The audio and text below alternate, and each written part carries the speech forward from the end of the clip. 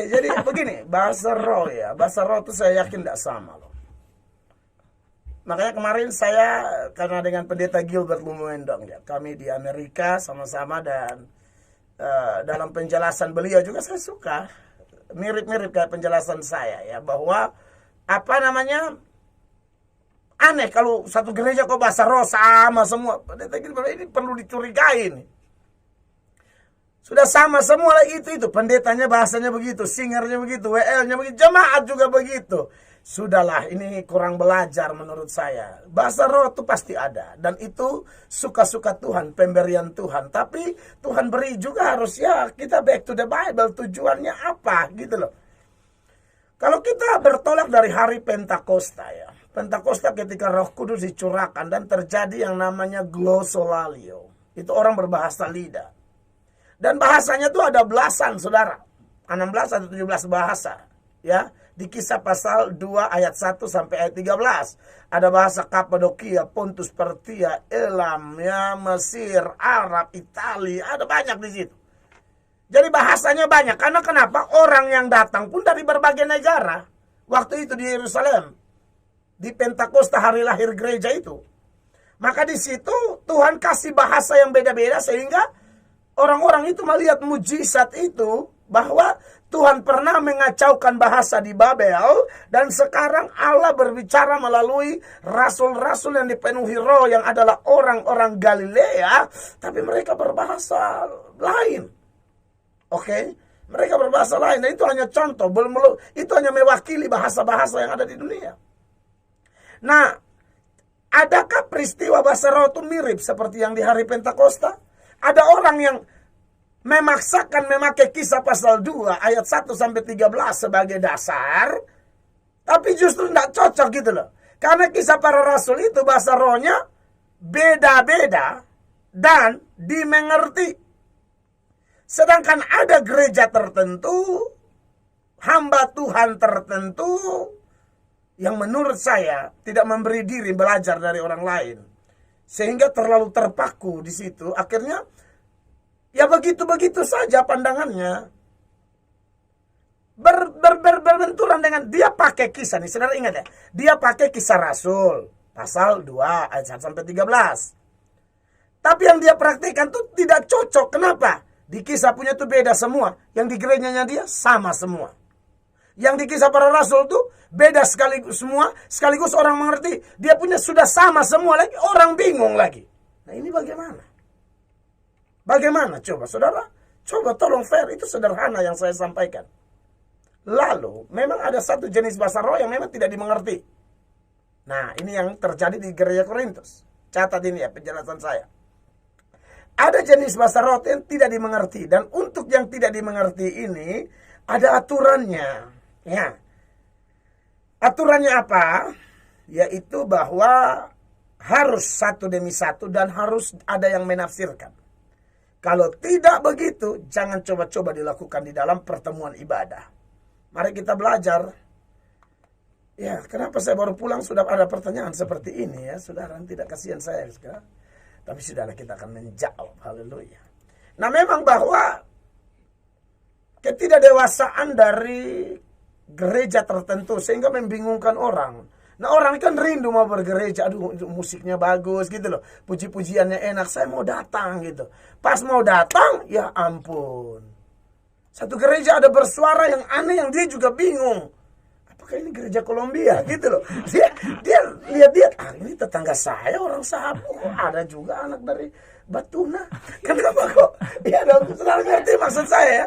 Ini kok anak penfu ya ada di sini, ya kan? Tapi kok kayak Kolombia, obrigado, gitu loh. Kayak bahasa-bahasa Portu, agak Spanish gitu. Ya kan? Saya kemarin khotbah di Amerika tuh, saya khotbah, saya tidak tahu gereja yang undang saya. Saya bingung, itu orang bule campur orang Spanyol, orang Indonesia, saudara. Maka saya khotbah terjemahannya Inggris, Spanyol. Saya diam aja. Bahasa Indonesia, saya lihat mereka sudah habis, saya maju lagi. Tapi suasananya enak. Ya kan, saya bicara betul-betul Injil di situ. Dan mereka diberkati dengan penyampaian tentang Kristus. Ya, nah kekasih Tuhan. Tapi kalau yang kayak begini membingungkan gitu. Saudara lihat, 1 Korintus 14 ayat 23. Jadi, Kalau seluruh jemaat berkumpul bersama-sama, nah ini masing-masing mulai angkat hati nih. Mulai suka-suka dia gitu loh. Dan tiap-tiap orang berkata-kata dengan bahasa roh. Nah, bahasa roh yang di sini ialah yang tidak bisa diartikan, tidak dimengerti. Lalu masuklah orang-orang luar atau orang-orang yang tidak beriman. Garis bawah. Tidakkah akan mereka katakan bahwa kamu gila? Saudara lihat ini.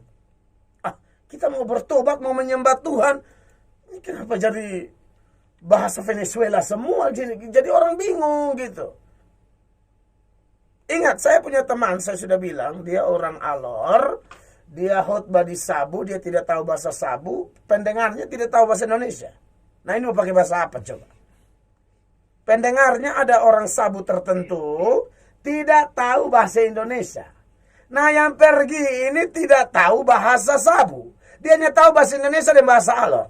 Dia mau khotbah pakai bahasa Alor. Orang Sabu bisa hantam dia dengan usuk pohon lontar. Ya kan? Maka akhirnya saudara dia berdoa. Anda tahu, dia berkhotbah, tiba-tiba dia khotbah bahasa Sabu.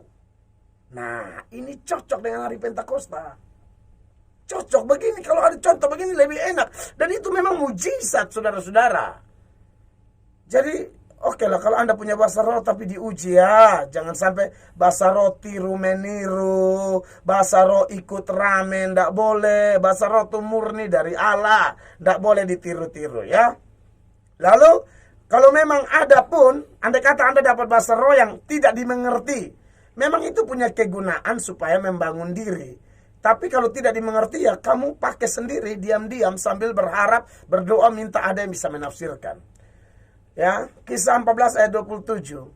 Jika ada yang berkata-kata dengan bahasa roh, ini aturan mainnya, biarlah 2 atau sebanyak-banyaknya 3 orang.